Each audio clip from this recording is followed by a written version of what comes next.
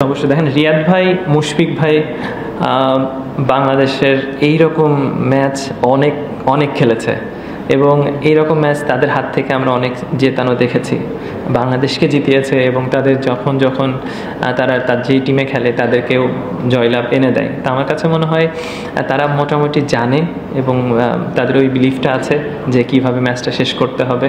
So যেটা অনেক বড় বড় প্লেয়ারদেরকে আমরা দেখি। তো আমার কাছে মনে হয় ওয়ার্ল্ডের মধ্যেও যদি বেস্ট কিছু ফিনিশার যদি আমি দেখি তার মধ্যে ডেফিনেটলি মুশফিকুর রহিম, মাহমুদুল্লাহ রিয়াদ অবশ্যই পড়বে।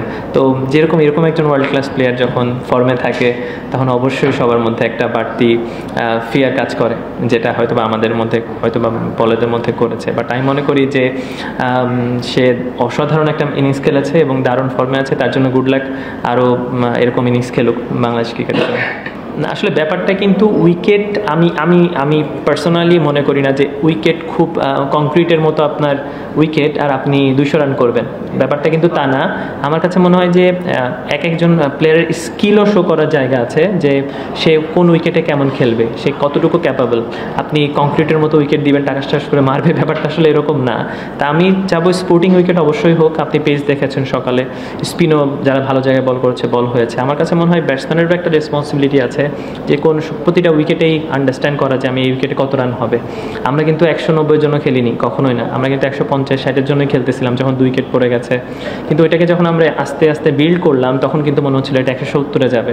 170 থেকে যখন মনে হচ্ছিল যে ওকে আমরা আরেকটু ট্রাই করতে পারি, সেট ব্যাটসম্যান আছে, তখন কিন্তু 190 যেয়ে শেষ হয়েছে।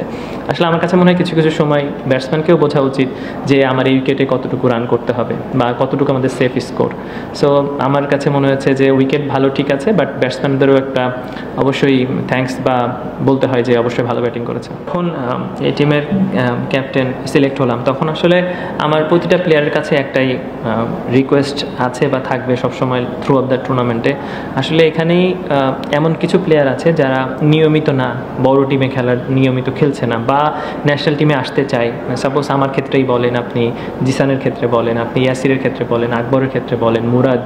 সো দে আর মানে Mrityunjay, they are very capable, very close to national side. So তারা সবাই কিন্তু অন্য টিমে গেলে বা হয়তো যদি রংপুর ধরেন বা বরিশাল ধরেন বা ওরকম যদি টিমে ধরেন তাহলে কিন্তু ডিফিকাল্ট হবে হয়তো বা ম্যাচ খেলার ব্যাপারটা থাকে অনেক সময়। কিন্তু যখন এরকম একটা টিমে খেলে যারা মোটামুটি একটা ব্যালেন্স টিম, তাদের কিন্তু অপরচুনিটি যে পুরোটা ম্যাচ খেলার বা তাদেরকে একটা জায়গা ফিক্স থাকে। তো আমার শুধু একটা কথাই ছিল যে আসলে প্রুভের অনেক জায়গা আছে যে তুমি কতটুকু ক্যাপাবল। আসলে এই বিপিএলটা তোমাদের জন্য এনজয় করার জায়গা, যে তোমরা বেস্ট আউটকাম দেওয়ার চেষ্টা করো, দ্যাটস ইট।